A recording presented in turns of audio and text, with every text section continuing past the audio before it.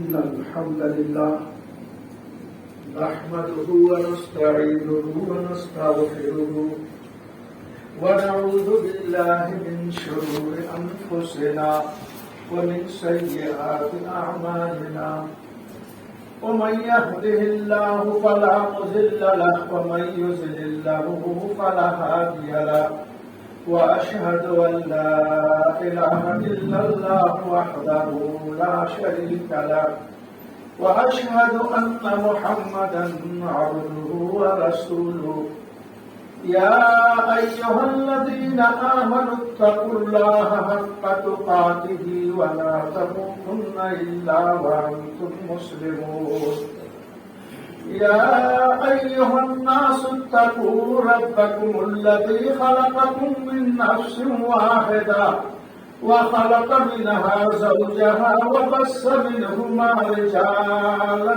كثيرا ونساء واتقوا الله الذي تساءلون به والأرحام إن الله كان عليكم رقيبا يا أيها الذين آمنوا اتقوا الله وقولوا قولا سديدا يصلح لكم أعمالكم ويغفر لكم ذنوبكم ومن يطع الله ورسوله فقد فاز فوزا عظيما أما بعد فإن خير الحديث كتاب الله وخير الهدي هدي محمد صلى الله عليه وسلم وشر الأمور محدثاتها وكل محدثة بدعة وكل بدعة ضلالة وكل ضلالة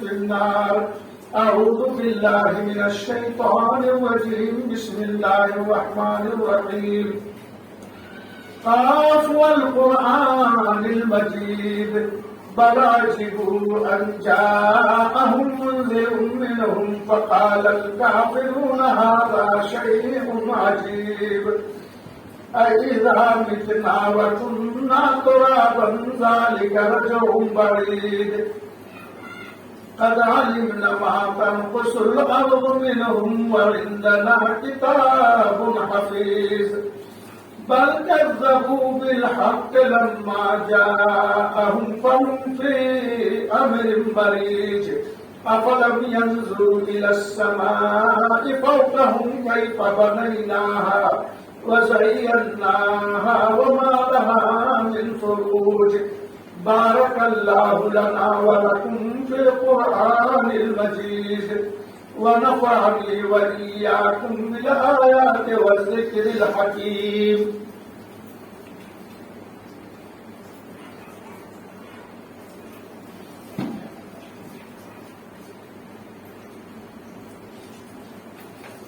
الحمد لله نحمده ونستعينه ونستغفره ونؤمن به ونتوكل عليه ونعوذ بالله من شرور أنفسنا ومن سيئات أعمالنا ومن يهده الله فلا مضل له ومن يضلل له فلا هادي له وأشهد أن لا إله إلا الله وحده لا شريك له وأشهد أن محمدا عبده ورسوله أرسله بالحق بشيرا ونذيرا أما بعد فإن خير الحديث كتاب الله وخير الهدي هدي محمد صلى الله عليه وسلم وشر الأمور محدثاتها وكل محدثة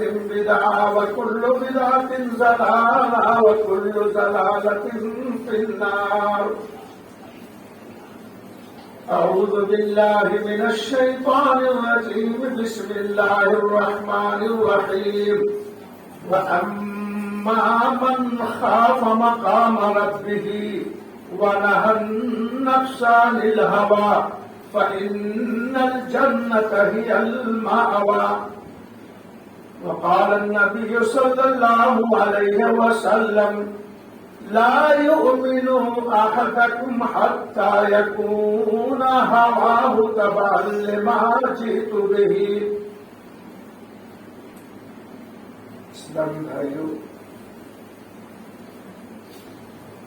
اور دوستوں، اللہ رب العالمین کا بے انتہا شکر اور احسان ہے کہ اس نے ہمیں اور آپ کو اس مبارک دن میں، مبارک ساعت کے اندر اپنے گھر میں حاضری کی توفیق دی، صحت و عافیت کے ساتھ میں.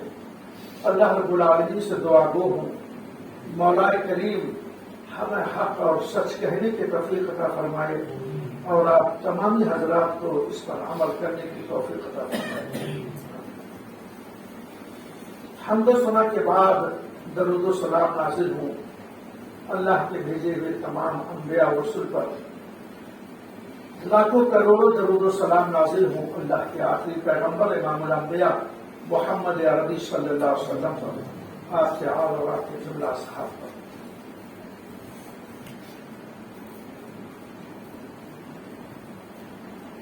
میرے دوستوں اور بھائیوں،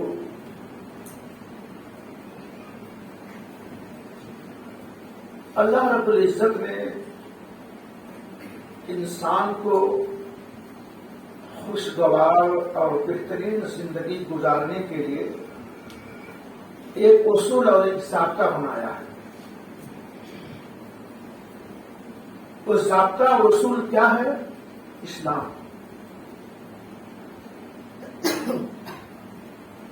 ہم مسلمان یہ اچھی طرح سمجھتے ہیں کہ بہترین زندگی گزارنے کے لیے، خوشگوار زندگی گزارنے کے لیے، اللہ رب العالمین کی رضا اور خوشنودی حاصل کرنے کے لیے دو اہم بنیادی چیزوں کا ہونا ضروری ہے. یاد رکھیے آپ، دو اہم بنیادی چیزوں کا ہونا بہت ضروری ہے. بہترین زندگی گزارنے کے لیے، خوشگوار زندگی گزارنے کے لیے، رب کی رضا حاصل کرنے کے لیے دو اہم بنیادی چیزوں کا ہونا، حامل ہونا بہت ضروری ہے ہر مسلمان کو. دو اہم بنیادی چیز کیا ہے؟ اس کو دلوں میں بیٹھا لو میرے دوستوں. ایک ہے عبادت اور دوسرا ہے حسن اخلاق. عبادت اور حسن اخلاق، یہ دو چیزیں اتنی اہم بنیادی چیزیں ہیں کہ اگر مسلمان ان دو چیزوں کو اپنی زندگی میں نافذ کر لے تو انشاءاللہ دنیا کی بھی زندگی کامیاب و کامران ہو جائے گی اس کی، اور آخرت میں بھی وہ انشاءاللہ کامیاب ہوگا، اللہ کی رضا حاصل کر کے جائے گا. اب مجھے بحث یہاں یہ کرنا ہے دو موضوع میں سے، ایک تو عبادت ہے اور دوسرا حسن اخلاق. تو حسن اخلاق کے موضوع پہ کبھی دوسری بار انشاءاللہ ہم موضوع لیں گے.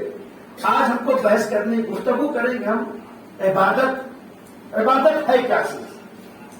ایک ہوتا ہے عمل، ایک ہوتا ہے عمل صالح. اور غور سے سننا آج کا خطبہ. ایک ہوتا ہے عمل صالح، ایک ہوتا ہے عمل غیر صالح. عمل صالح کیا چیز ہے؟ نیک عمل کو عمل صالح کہا جاتا ہے اور غیر نیک عمل کو عمل غیر صالح کہا جاتا ہے. مثلا آپ کسی بھی چیز کو انجام دیجئے اچھا سمجھ کر کے، لیکن وہ نیک کام تو آپ سمجھ رہے کہ اچھا ہے. مثلا اذان ہماری ظہر کی 1 بجے ہوتی ہے. اگر آپ یہ سوچیں کہ ہم 12 بجے اذان دے کر نماز پڑھ لیں تو یہ ہوگا کہ آپ اذان ہی تو دے رہے ہیں اور نماز ہی تو پڑھ رہے ہیں، کوئی غلط کام نہیں کر رہے ہیں. لیکن چونکہ یہ عبادت کا وقت نہیں ہے، غیر وقت میں آپ نیک کام انجام دے رہے ہیں، اس لیے وہ نیک کام آپ کا عمل صالح نہیں مانا جائے گا، وہ عمل غیر صالح ہوگا. کیونکہ حضرت ابو ہریرہ رضی اللہ تعالیٰ عنہ راوی ہیں، بخاری اور مسلم کی روایت ہے. وہ کہتے ہیں ان الرجل لیصلی 60 سنة فلا تقبل له صلاة فلا يتم الركوع ولا يتم السجود ولا يتم الركوع ولا يتم السجود او كما قال النبي صلی اللہ علیہ وسلم. ابو ہریرہ کہتے ہیں کہ اللہ کے نبی نے فرمایا میرے صحابہ، قیامت کے دن اللہ کی عدالت میں ایک شخص ایسا پیش کیا جائے گا جو دنیا میں 60 سالہ زندگی نماز پڑھ کے گیا ہوگا. کتنا؟ 1 2 سال 10 سال نہیں، 60 سالہ زندگی نماز پڑھتے تھے وہ گیا ہوگا، لیکن اس کی نماز کو جب اللہ رب العالمین سنت کے مطابق دیکھے گا تو سنت سے ہٹ کر کے اس کی نماز ہوگی۔ کیوں؟ راوی بیان کرتے ہیں کہ کبھی اس کی نماز میں رکوع صحیح تھا تو سجدہ نہیں صحیح تھا، سجدہ صحیح تو رکوع نہیں صحیح، قیام نہیں صحیح، استراحت جلسے استراحت نہیں صحیح، یعنی نماز کا کوئی بھی وقت کا نماز اس کا صحیح نہیں پڑھتا تھا۔ وہ پڑھتا تو تھا لیکن سنت کے مطابق نماز اس کی نہیں ہوتی تھی۔ 60 سالہ زندگی نماز پڑھ کے گیا ہو، بخاری مسلم کی روایت ابو ہریرہ راوی ہے، ایک بھی وقت کی نماز اس کی قبول فلا تقبل له صلاۃ، اللہ کے نبی کہہ رہے ہیں ایک وقت کی نماز نہیں قبول کی گئی اس کی، جبکہ وہ نیک نماز پڑھ کے گیا تھا۔ اگر یہ بات آپ سے کہی جائے انسانی بنیاد پر تو آپ کہو گے غلط فیصلہ ہوا ہے، آدمی نیک کام کیا نماز پڑھ کے تو گیا ہے، کیوں نہیں فیصلہ کیا گیا؟ لیکن اللہ رب العالمین نے دنیا میں اس بات کو بیان کر کے اپنے نبی کے ذریعے اعلان کر کے واضح کر دیا گیا ہے کہ اے نبی کہہ دو انی ترکت فیکم شیئین، میں تمہارے درمیان صرف 2 چیزیں چھوڑ کے جا رہا ہوں،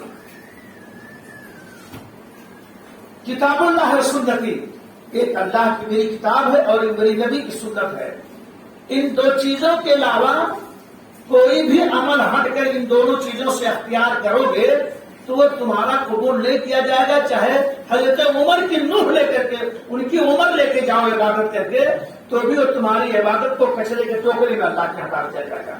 ایک طرف نبی ہوں گے عدالت کے دوران، ایک طرف قرآن ہوگا، آپ کے اعمال کو اللہ عدالت کی کرسی پہ بیٹھ کے دیکھے گا تو قرآن کے مطابق آپ کے اعمال اور سنت نبی کے مطابق آپ کے اعمال کو جانچا جائے گا، اور وہ اعمال 2 طرح کے ہوں گے، ایک حقوق العباد سے مستلق ہوگا اور ایک حقوق اللہ سے ہوگا۔ اب ان دونوں کو اگر کتاب و سنت کے معاملے میں آپ کے معاملات میں وہ کام جو آپ نے انجام دیا ہے کتاب اللہ کے مطابق ہے اور سنت رسول کے مطابق ہے تو آپ سمجھ جاؤ کہ آپ کی زندگی کامیاب و کامران ہے، دنیا کی محنت آپ کی رنگ لے آئے گی، کامیاب ہو جائے گی۔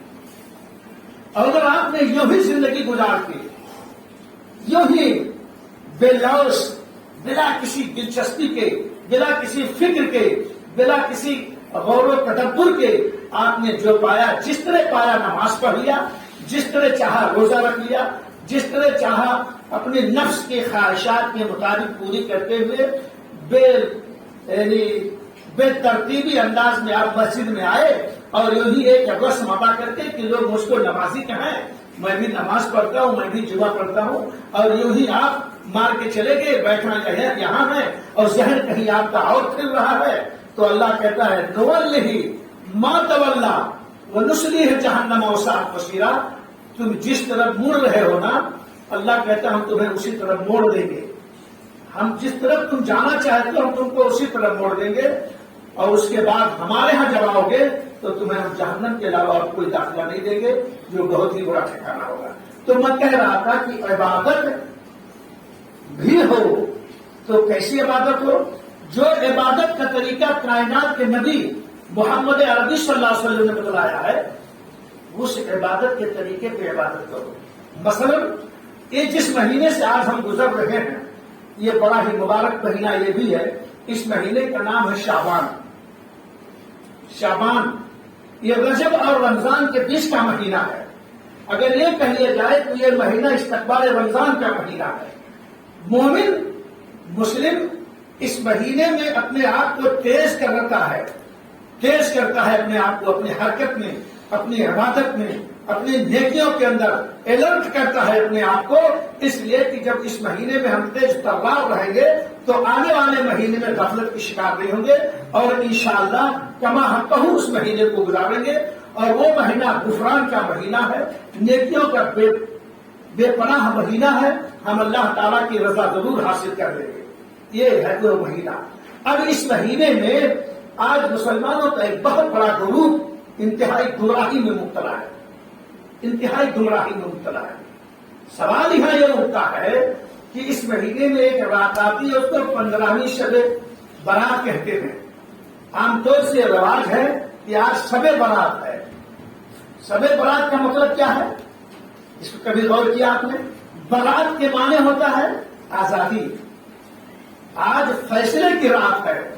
جو لوگ اس کو شب برات مانتے ہیں، کہتے ہیں شب برات ہے، یہ فیصلے کی رات مانتے ہیں. بولتے ہیں آج کی رات میں پورے سال کے اعمال کو اللہ کے دربار میں پیش کیا جائے گا اور فیصلہ کیا جائے گا.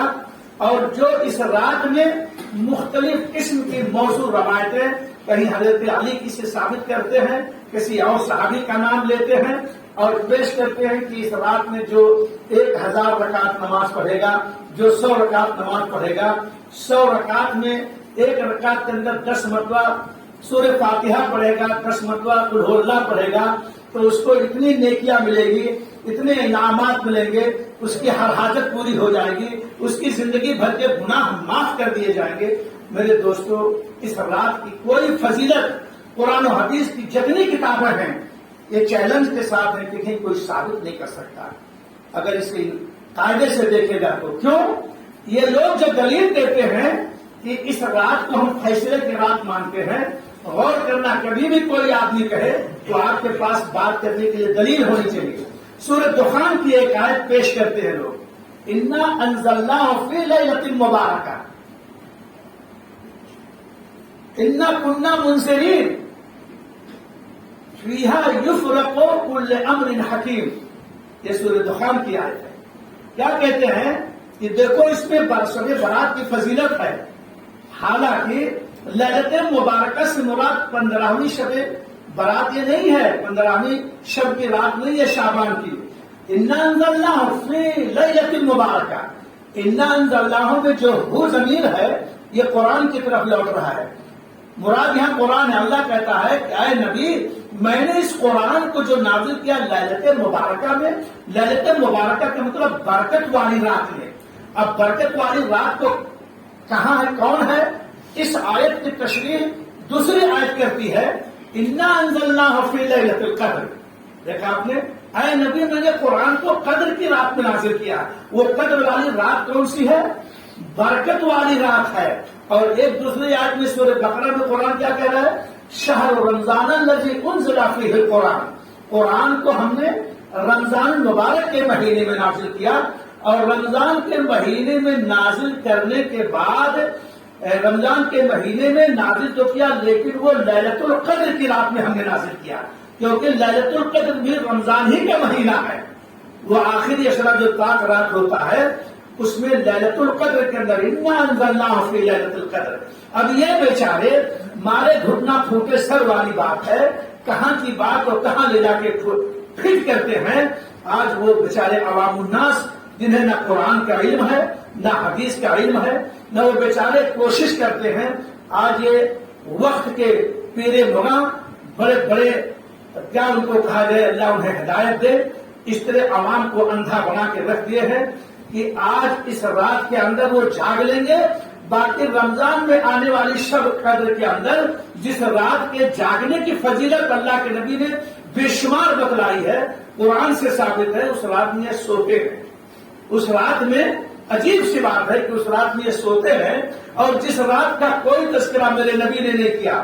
شعبان المعظم کی فضیلت اتنی سی ہے کہ اس مہینے میں اللہ کے نبی صلی اللہ علیہ وسلم رمضان کے مہینے کو چھوڑ کر کے، وہ تو الگ ہے، وہ تو فرض کا رمضان فرض ہے روزہ 30 دن پورا، اس مہینے کے علاوہ شعبان کے مہینے میں آپ اور 11 مہینوں میں جتنا روزہ اس مہینے میں رکھتے تھے آپ اور دوسرے مہینے میں نہیں رکھتے تھے.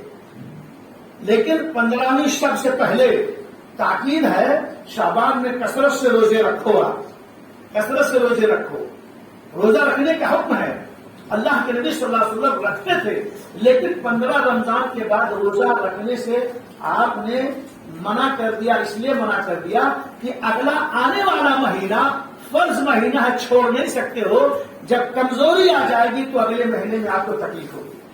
اس لیے اللہ کے نبی نے امت کا اتنا خیال کیا کہ 15 شعبان سے پہلے آپ روزہ رکھ لیں جس قدر رکھنا چاہتے ہیں، اس کے بعد آپ رکھنا بند کر دیں، پھر تیاری کریں رمضان مبارک کے مہینے کی. تو کہہ میں یہ رہا تھا میرے دوستوں کہ آج لوگ دیکھیں گے کمکما قبرستانوں کی آمد زیارت، کیا کیا لوگ کہتے ہیں کہ آج کے دن اللہ کے نبی جنت البقیع میں گئے تھے، اہل بقیع کو دعا کیے تھے. میرے دوستوں یہ سب ٹھکوسلا ہے، کوئی روایت نہیں ہے. ہاں اہل بقیع کی روایت ہے، بخاری مسلم کی دونوں روایت ہے، لیکن شعبان کے مہینے سے اس کا کوئی تعلق نہیں ہے. شعبان کے مہینے سے اس کا کوئی تعلق نہیں ہے، کوئی اس کو ثابت نہیں کر سکتا ہے. حضرت عائشہ صدیقہ رضی اللہ تعالیٰ عنہا بیان کرتی ہیں کہ ایک رات میں گھر میں لیٹی ہوئی سوئی ہوئی، اللہ کے نبی صلی اللہ علیہ وسلم آئے اور آپ نے آہستہ انداز میں دروازہ کھول کر آپ حجرے میں آئے اور جو چادر آپ نے اوڑھی تھی اس آدھا چادر کو بچھا کر کے اسی پہ آپ کنارے لیٹ گئے بغل میں. اور تھوڑی دیر کے بعد جب آپ کہتے ہیں، عائشہ کہتی ہیں اللہ کے نبی صلی اللہ علیہ وسلم کو، حالانکہ وہ جاگ رہی تھی لیکن حرکت نہیں کر رہی تھی، حضرت اللہ کے نبی کہہ رہے ہیں کہ میں نے یہ گمان کیا کہ تھوڑی دور میں رک جاؤں تھوڑی دیر تاکہ عائشہ سو جائیں اور پھر میں یہاں سے نکلوں تاکہ ان کی آنکھ بیدار نہ ہو.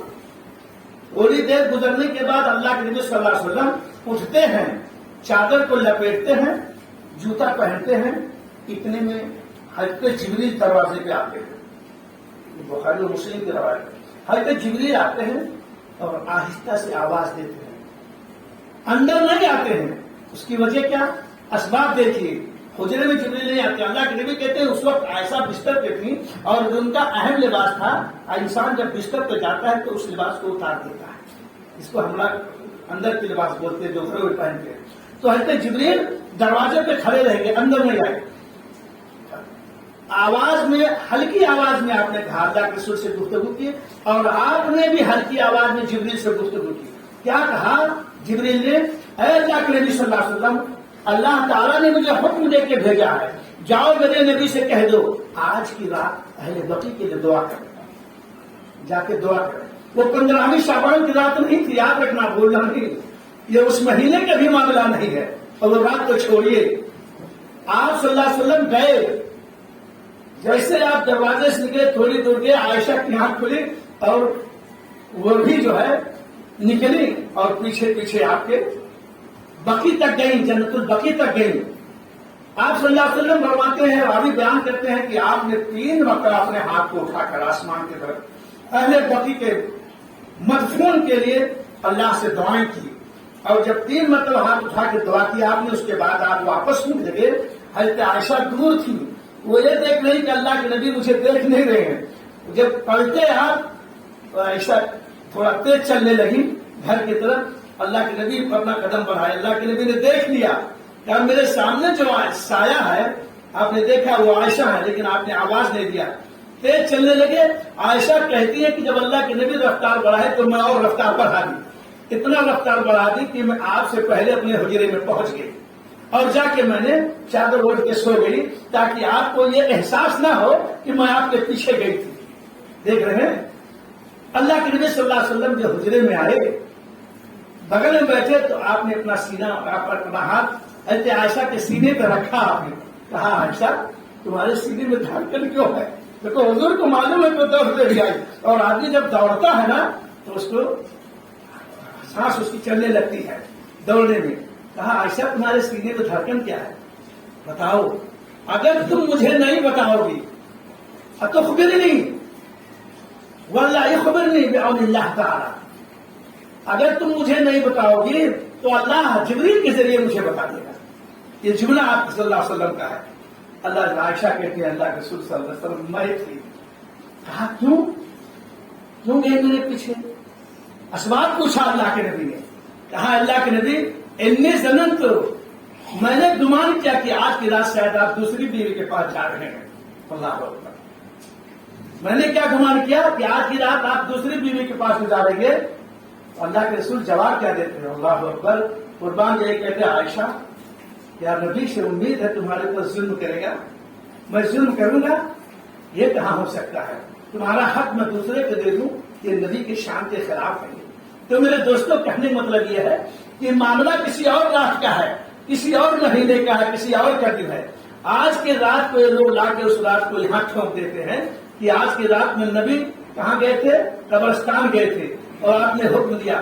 اس رات سے کوئی واسطہ نہیں، کوئی فضیلت نہیں، نہ تو عبادت کا. ہاں ایک حدیث صحیح ملتی ہو کیا کہ اس رات میں اللہ تعالیٰ اپنے بندوں پر نظر دوڑاتا ہے اور اس دن مومنوں کو بخش دیتا ہے، کافروں کو ڈھیل دیتا ہے، کافروں کو چھوڑ دیتا ہے اور کینہ پروروں کو، کینہ اور بغض رکھنے والوں کو مہلت دے دیتا ہے. لیکن اس حدیث کے اندر بھی کلام ہے. کیوں؟ کیونکہ آپ یہ خطبہ سن چکے ہوں گے علماء کی زبانی کہ اللہ کے نبی صلی اللہ علیہ وسلم ہفتے میں 2 دن روزہ رکھتے تھے اور اپنی امت کو حکم بھی دیا ہے. یوم الاثنین کان یصوم رسول اللہ صلی اللہ علیہ وسلم یوم الاثنین و یوم الخمیس. آپ صلی اللہ علیہ وسلم ہر جمعرات کو اور ہر سوموار کو روزہ رکھتے تھے ہمیشہ، اور امت کو ترغیب دلایا. بڑی فضیلت ہے. کیوں رکھتے تھے؟ صحابہ نے عرض کیا اللہ کے رسول جمعرات کو اور جمعہ کو آپ سوموار کو روزہ کیوں رکھتے ہیں؟ تو آپ نے کہا کہ آج کے دن جمعرات کو اور سوموار کو سارے بندوں کے اعمال ہفتے میں اللہ کے ہاں پیش کیا جاتا ہے. میں چاہتا ہوں کہ میرا اعمال روزے کی حالت میں پیش کیے جائے. میرے اعمال نامہ اللہ کے ہاں جب پیش کیا جائے تو روزے کی حالت میں رہوں. تو اس لیے ہمیں آپ کو بھی چاہیے اللہ تعالیٰ سے توفیق مانگیے کہ سوموار اور جمعرات کو روزہ رکھنے کی کوشش کیجیے. بڑی فضیلت ہے. اور اس فضیلت اور یہ لوگ جو بتاتے ہیں کہ اس 15ویں شب کی رات میں اللہ تعالیٰ آسمان سے اترتا ہے، آخری آسمان پہ آتا ہے اور کہتا ہے میں یجیب، کون ہے جو مجھے پکارے میں اس کی پکار کو سنوں، میں یسألنی فأعطیہ، کون سوال کرے میں اس کو دوں. تمام چیزیں پکارتا اللہ تعالیٰ. تو یہ اس دن کے لیے نہیں میرے دوستو، یہ بخاری اور مسلم کی روایت ہے کہ اللہ ربنا ينزل كل لیلہ.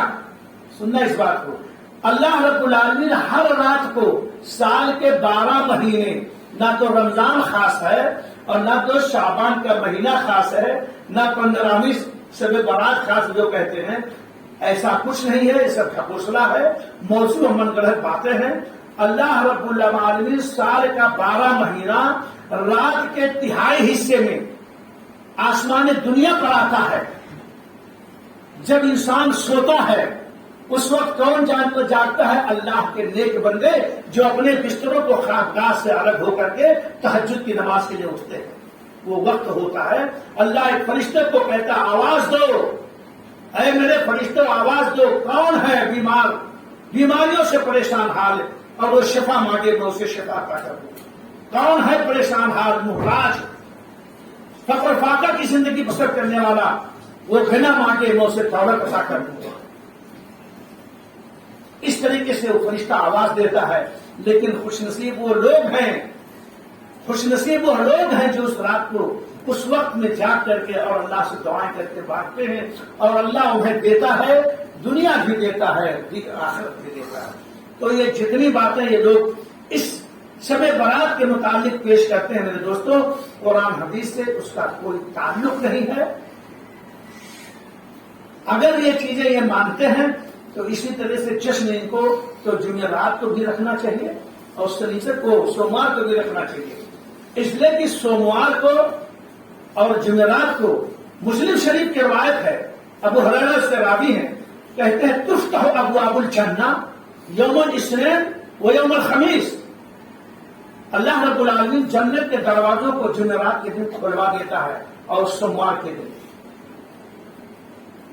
سمجھ لیں، اور ان کے اعمال کی پیشی اس دن ہوتی ہے اور اللہ رب العالمین اس دن مومنوں کو خطاؤں کو معاف کرتا ہے جو اپنی غلطیوں سے توبہ کرتے ہیں.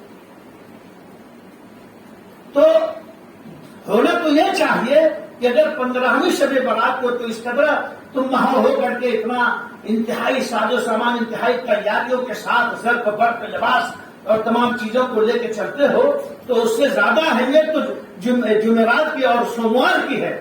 تو اس دن میں کیوں نہیں جاگتے ہو اور اس دن روزہ کیوں نہیں رکھتے ہو اور اس دن عبادتیں کیوں نہیں کرتے ہو؟ شب برات کو تم نے خاص کیوں کر لیا جس دن کی نہ کوئی فضیلت ہے، نہ کوئی قرآن کی آیت ہے، نہ کوئی نبی کی حدیث ہے، نہ آپ کے صحابہ سے کوئی ثابت ہے. سب موضوع و منتخب روایت ہے. اللہ رب العالمین سے دعا گو ہوں کہ مولا کریم ہمیں نیک عمل اور اچھی سمجھ کی توفیق عطا فرمائے. تو میرے دوستوں میں نے ایک آیت کی تلاوت کی تھی، میں سوچ رہا تھا 2 منٹ کا وقت اس میں بھی لے لوں. یہ تیسرے پارے کی آیت ہے کہ وَأَمَّا مَنْ خَافَ مَقَامَ رَبِّهِ وَنَهَى النَّفْسَ عَنِ الْهَوَىٰ فَإِنَّ الْجَنَّةَ هِيَ الْمَأْوَىٰ. اس آیت کے اندر 2 چیزوں کو اللہ نے مد نظر رکھا ہے اور اپنے بندوں کو پیغام دیا ہے نبی کے ذریعے، اور یہ قابل سننے کی چیز ہے. وَأَمَّا مَنْ خَافَ مَقَامَ رَبِّهِ، جو شخص اپنے رب کے سامنے کھڑا ہونے سے ڈر گیا. کہاں کھڑا ہونے سے؟ دنیا میں نہیں. قیامت کے دن جب ہر شخص کی فردن فردن اللہ کے حاضری عدالت میں حاضری ہوگی، اس دن کا حساب و کتاب کا منظر، چھوٹے بڑے اور گناہوں کی پیشی کا معاملہ سن کو تصور کر کے جب وہ دنیا میں اپنے گھر سے قدم نکالتا ہے تجارت کے لیے، کاروبار کے لیے، معاملات کے لیے، اور وہ یہ سوچ کر نکالتا ہے کہ اللہ تیرے حکم کے نافرمانی سے کوئی کام نہ ہونے پائے، تیرے نبی کی سنت کے خلاف کوئی کام نہ ہو پائے، اس لیے کہ اگر کوئی کام اس سے غلط ہو گیا، سنت کے خلاف ہو گیا، اور اسے دل میں یہ آیت آ گئی کہ کل عدالت میں اللہ کے سامنے پیشی ہوگی، تو میں کیا جواب دوں گا؟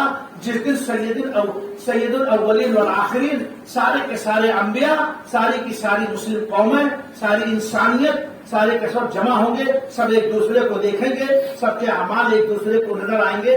اس دن کی پکڑ اور اس کی دن کے خوفناک اور ہولناک منظر سے ڈر کر کے آج اگر اس نے اپنے آپ کو رب کے سامنے کھڑا ہونے سے پیشی میں ڈر گیا، گناہوں سے، سنت رسول سے، پہلی چیز. اور دوسرا وَنَهَى النَّفْسَ عَنِ الْهَوَىٰ، یہ بہت مارکیٹ کی چیز ہے، غور کرنا. آج انسان جو گمراہ ہے، آج جو بہت ساری چیزوں میں مبتلا ہے، گناہوں کے دلدل میں، شرک میں، بدعت میں، صرف ایک ہی وجہ اس کی ہے اور کوئی وجہ نہیں ہے، نفسانی خواہشات کی اتباع. نفسانی خواہشات کی اتباع. ہمارے مولانا صاحب نے یہی کہا، ہم یہی کریں گے، ہم تحقیق نہیں کریں گے. اندھا ہو کر کے، آنکھوں کی بینائی ختم کر کے اسی کی طرف وہ دوڑ کر چلتے ہیں. ایک حدیث میں پیش کروں آپ کو، حضرت حذیفہ ابن یمان رضی اللہ تعالیٰ عنہ، حذیفہ بن نعمان رضی اللہ تعالیٰ عنہ بڑے جلیل القدر صحابی ہیں، اللہ کے رسول کے رازدار صحابی تھے. رازدار صحابی، کوئی خاص بات اللہ کے نبی انہیں کو بتاتے تھے. یہ کہتے ہیں کہ لوگ اللہ کے نبی صلی اللہ علیہ وسلم سے خیر کے بارے میں سوال کرتے تھے ہمیشہ. بہت غور سے سننا اس حدیث کو. خیر کے بارے میں سوال کرتے تھے، اور میں ہمیشہ آپ سے شر کے بارے میں سوال کرتا ہوں. خیر مطلب بھلائی کے بارے میں لوگ سوال کرتے تھے اور دیگر صحابہ، لیکن میں ہمیشہ شر کے متعلق، فتنہ، برائی کے متعلق آپ سے سوال کرتا تھا، کیونکہ مجھے اندیشہ تھا کہ کہیں حذیفہ شر میں نہ مبتلا ہو جائے. کہتے ہیں اللہ کے رسول، جب ہم جاہلیت میں تھے، ایمان سے پہلے تو شر میں مبتلا تھے، اور جب ہم اس مشرف با اسلام ہو گئے تو ہم خیر میں آ گئے. ٹھیک ہے نا؟ اللہ کے رسول، کیا اس خیر کے بعد شر بھی آئے گا؟ سوال دیکھیں کتنا باریک بھی تھے صحابہ. اللہ کے رسول، کیا اس خیر کے بعد اب شر بھی آئے گا آپ کی امت پر؟ کہا ہاں حذیفہ، شر بھی آئے گا. اچھا، تو اللہ کے رسول، کیا اس شر کے بعد بھی خیر آئے گا؟ پھر خیر آئے گا؟ اللہ کے رسول نے کہا حذیفہ، خیر تو آئے گا لیکن اس میں قدورت ہوگی. فیہا یوجد القدورہ، اس کے اندر قدورت پائی جائے گی. حذیفہ بن نعمان کہتے ہیں یا رسول اللہ، ما هو القدورہ، قدورت کیا چیز ہے؟ خیر بھی ہوگا، قدورت بھی پائی جائے گی، تو قدورت کا مطلب سمجھائیے. کہاں ابو حذیفہ سنو، قوم یستنون من سنتی ویہدون بغیر ہدنی تعرف منہم وتنکر. میرے صحابہ، اس خیر کے اندر قدورت یہ ہوگی کہ ایسے لوگ آئیں گے جو میری طریقے کو چھوڑ کر دوسرے طریقوں کو اپنائیں گے. میری امت ہی کے لوگ ہوں گے جو میرے طریقے کو چھوڑ کر دوسرے کے طریقے کو اپنائیں گے، اور میری سیرت کو چھوڑ کر دوسرے کی سیرت سے رہنمائی حاصل کریں گے. دیکھا آپ نے، وہ خیر جو ہوگا، جو قدورت ہوگی.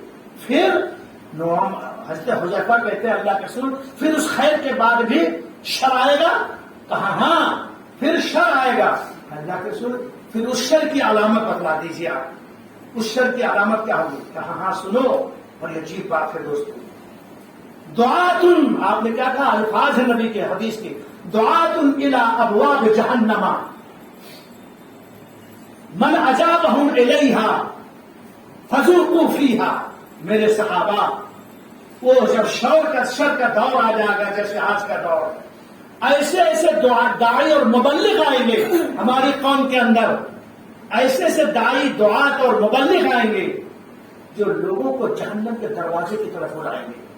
مطلب قرآن اور حدیث سے اس کا کوئی پروف نہیں ہوگا، کوئی مسئلہ نہیں ہوگا، اور اس نے اسلام بنا کر پیش کریں گے، اس کو، اسے وہ قرآن کی پیغام بنائیں گے، اسے نبی کی حدیث ثابت کر کے بتائیں گے وہ، جبکہ وہ موضوع روایت ہوگی، جھوٹی روایت ہوگی، اس کا دین سے کوئی رابطہ نہیں ہوگا، خالی ان کا پیٹ، ان کا مقصد ہوگا ان کے سامنے۔ اور دعات الی ابواب جہنم من اجابہم الیہا فذوقوا فیہا۔ اے میرے صحابی حذیفہ، ایسے ایسے داعی اور مبلغ میرے قوم میں آئیں گے جب شر آخر میں آئے گا کہ لوگ اپنے مبلغ، اپنے دعوت و تبلیغ میں جہنم کی طرف لوگوں کو بلائیں گے۔ مطلب کھل کر یہ تھوڑا کہیں گے جہنم کی طرف آؤ، یعنی قرآن و حدیث کے خلاف باتیں بیان کر کے اور اس کا ثبوت دیں گے جھوٹی روایت پیش کر کے کہ یہ حدیث سے ثابت ہے، یہ قرآن سے حدیث ثابت ہے، یہ فلاں نبی کا واقعہ ہے، یہ فلاں صحابی سے ثابت ہے، جبکہ اس کا کوئی ثبوت نہیں ہوگا، تو وہ جہنم کے دروازے کی طرف بلائیں گے۔ من اجابہم فیہا، اے میرے صحابی نعمان ابو حذیفہ، جو ان کی ان باتوں کو قبول کر لے گا تو فذوقوا فیہا، وہ ان کو جہنم میں گرا دیں گے۔ چلے گئے وہ کام سے، پھر وہ نکل نہیں پائیں گے۔ جیسا کہ آج کے دور سے آپ دیکھ رہے ہیں، اپنی دماغ کو کھولیے اور دلوں کو کھولیے میرے دوستو۔ حضرت خالد بن معدان رضی اللہ تعالیٰ عنہ روایت کرتے ہیں، کہتے ہیں اللہ تعالیٰ نے ہر انسان کو 4 آنکھیں دی ہیں۔ کیا ہے؟ 4 آنکھیں۔ 2 آنکھیں تو اس کے چہرے پر ہیں جس سے ہم آپ ایک دوسرے کو دیکھتے ہیں، دنیاوی چیزوں کو دیکھتے ہیں ہم لوگ۔ 2 آنکھیں چہرے پر ہیں جس سے ہم ایک دوسرے کو دیکھتے ہیں، ساری چیزیں دیکھتے ہیں، معاملات کرتے ہیں۔ 2 آنکھیں اللہ تعالیٰ نے اس کے دل میں پیوست کیا ہے، دل میں۔ وہ دل کی آنکھیں دونوں کیا کرتی ہیں؟ وہ دونوں آخرت کے معاملات کو تصور کا نظارہ کرتی ہیں، آخرت کے معاملات کو، دل کی دونوں آنکھیں آخرت کے معاملات کو دیکھتی ہیں۔ اور جب اللہ رب العالمین کسی بندے کے ساتھ بھلائی کا ارادہ کرنا چاہتا ہے، غور کرنا، کسی بندے کے ساتھ جب اللہ بھلائی کرنا چاہتا ہے تو اس کی دل کی دونوں آنکھوں کو کھول دیتا ہے، اور وہ امور غیبیہ کو، غیبی امور جو اس کی نظروں سے پوشیدہ ہے، اللہ تعالیٰ اس کے دل کی آنکھوں سے اس کو اس چیز کا تصور پیدا کرتا ہے، اس کے دل و دماغ، اس کے دل کے اندر، سبحان اللہ۔ تو یہ دل کی آنکھوں کا تصور ہے۔ میرے دوستو، کوئی بھی عمل کرو، تھوڑا سا عمل ہو کافی ہوگا، لیکن شرط ہے قرآن سے ثبوت ہو، شرط ہے حدیث سے، نبی صلی اللہ علیہ وسلم کیوں کہ اللہ کے نبی کی زندگی ہمارے لیے آئیڈیل ہے، اسوہ ہے۔ لقد کان لکم فی رسول اللہ اسوۃ حسنہ۔ اے رسول لوگو، اے ایمان والو، ہم نے رسول اللہ کے رسول کی زندگی، ہم نے اپنے نبی کی زندگی تمہارے لیے آئیڈیل بنا دیا ہے۔ اس نبی کو چھوڑ کر دوسروں کی اطاعت نہیں کرنا، دوسروں کے کہنے میں نہیں جانا، ورنہ وہی حال ہوگا کہ دعات الی ابواب جہنم من اجابہم الیہا فذوقوا منہا۔ ایسے داعی اور مبلغ آئیں گے جو تمہیں جہنم کے دروازے کی طرف بلائیں گے، اگر تم نے ان کی دعوت کو قبول کر لیا تو تمہیں اس میں وہ ڈھکیل کر اپنے ساتھ لے کے چلے جائیں گے۔ اللہ رب العالمین سے دعا گو ہوں کہ مولا کریم ہمیں نیک عمل کرنے کی توفیق عطا فرمائے، اور اللہ ہم میں جو بیمار ہمیں شفاء کاملہ و عاجلہ عطا فرمائے۔ رب العالمین جو رزق کی تنگی سے پریشان حال ہے، اللہ ہمیں شفاء ان کے رزق میں اپنی رحمت دے کر